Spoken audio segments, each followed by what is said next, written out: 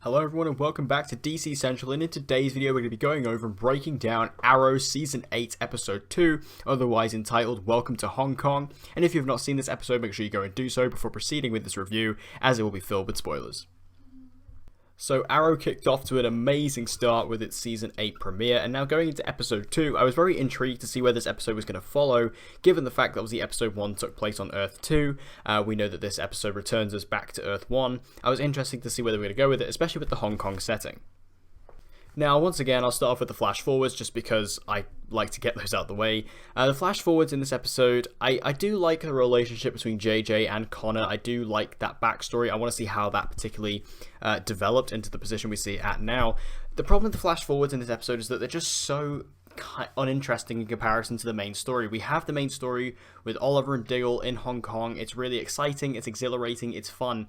And then every time we cut to the flash forwards, it's not bad per se, it's just so different and so jarring and distracting.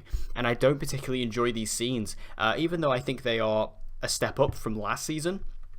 I just don't particularly find them that interesting or that exciting, especially in comparison to the main story, which is so interesting right now on Arrow. It's really difficult to go from those scenes to the flash forwards, and every time they cut, it was almost like I was just sighing because I couldn't be bothered to watch the next scene, and I just wanted to get back to the present day. Like I say, I don't mind the stuff with JJ and Connor. I do want to see where that goes, and I don't mind the idea of, JJ kind of being the villain and things like that.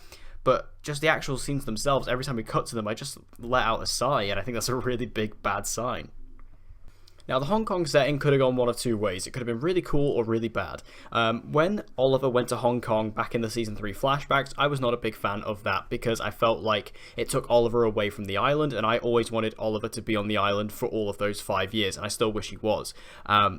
But here, in the present day, the Hong Kong setting worked a lot better. I think it actually benefited this episode just because it created something a bit fresh and different, and again, didn't take away from anything. Like when Oliver went to Hong Kong in Season 3 in the flashbacks, it took away from the idea of Oliver being, a survivor on the island. It took away from that really cool aspect of the show, which it had for the first 2 seasons, and just completely removed that. And Season 5 did that even more so when he went to Russia.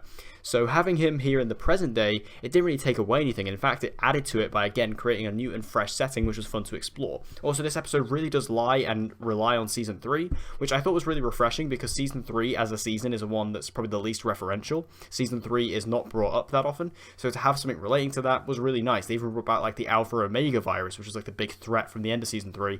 So to have all these different Season 3 vibes going on, it just felt, again, nice and refreshing and different. Now, in regards to returning characters, we got 2 major ones in this episode. First off, we got Tatsu, aka Katana.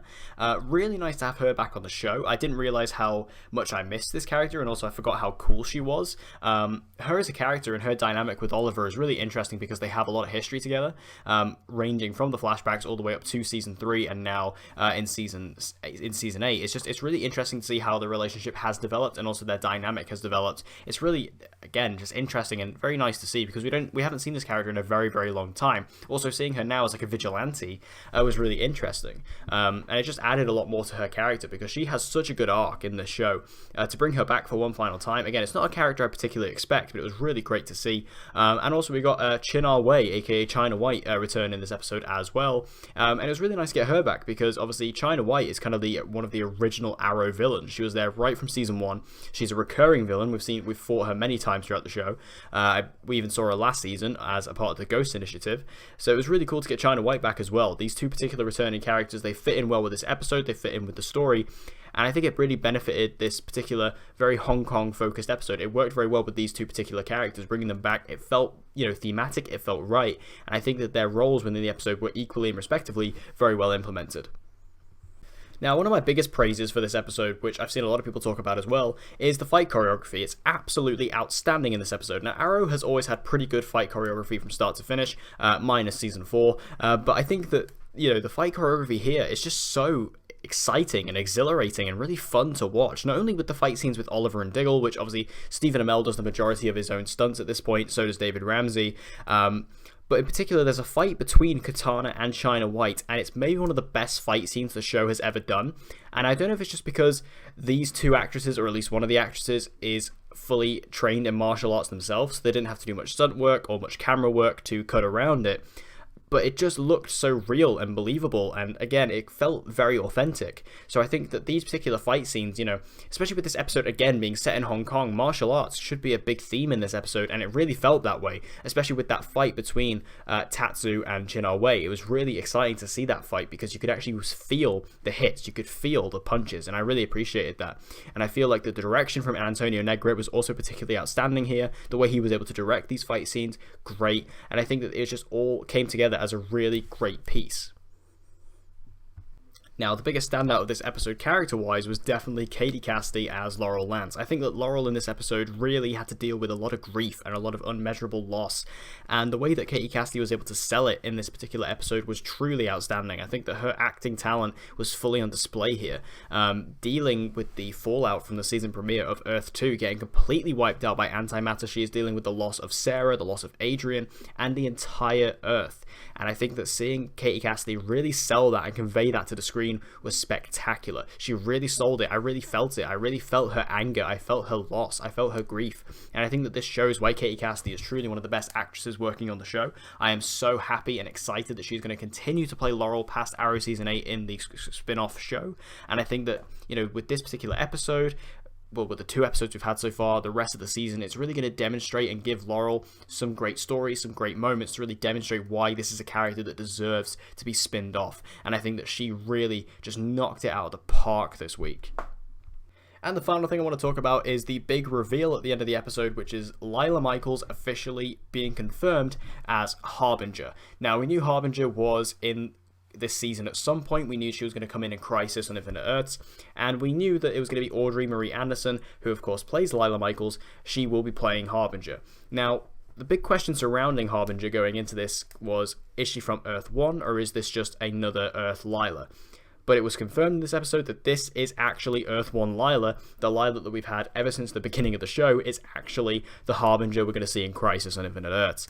Now, this took me by surprise. I didn't expect our Earth version of Lila to be a Harbinger. I was expecting it to be another Earth, but to see Earth 1 Lila be in cahoots with the Monitor and seemingly working with the Monitor for a long time definitely throws a spanner in the works in the history of the show. It's definitely something that, looking back, we're going to have to see some things. Now, there is a scene between Lila and Laurel in this episode where she talks about how she lost an entire squad of soldiers in Afghanistan, and she prayed to any god that would listen, and Laurel replied, did it work? And she said, not exactly. When she said that line, I did raise an eyebrow. I did suspect that perhaps this version of Lila was going to end up being Harbinger, when she spoke about how, she asked for any god that would listen, and the Monitor is essentially, to us humans, a god. And I feel like that bringing in Lila as Harbinger, it brings in such an interesting dynamic because, again, it puts out a lot of questions regarding Lila into how long has she been Harbinger? Was she always Harbinger? Is she an alien? Is she not? What's going on with her? What is her role? What are her motivations? And I think that she's going to play a big role in Crisis, and I can't wait to see what they do with her. And I'm really happy for Audrey Marie Anderson because I've actually always wanted her to be a series regular on the show. I love Lila, I always have. I always felt that she's had a role to play on the show. So it's in this final season, to give her such a big bombastic role, it's definitely something I am totally here for. And again, this surprise, well, it wasn't completely surprising. It did take me a little bit off guard, and I have to congratulate the writers for that. And I think that it did a really good job, and it just sets up a lot of really cool things going forward for Lila. Overall, though, I thought that Welcome to Hong Kong was another strong episode for this season. I think it added a lot of really cool things to it, especially with the setting, the fight scenes, Season 3 vibes. The returning characters were great, Laurel was amazing, and the big reveal with Lila was really exciting. Again, the flash forwards are still a very big weak point for me this season. I'm not enjoying them at all. I'm kind of feeling like they just need to go. But besides all that, I think this was a really good episode, and I think I've really love where this season is going, the direction it's took, and I feel like the building up to Crisis, leading into Crisis, this is definitely something that needs to be, explored, and I think that seeing it in this episode was really exciting, and I think that this was a great episode on the whole. So thank you guys for watching this episode. I hope you enjoyed it. If you did, please give it a like, it'll help me out a lot, and share this video with any other DC fans you think may enjoy this content, and make sure you subscribe for more content on Supergirl, The Flash, Legend of Tomorrow, and Arrow just like this, and I hope to see you guys again next time.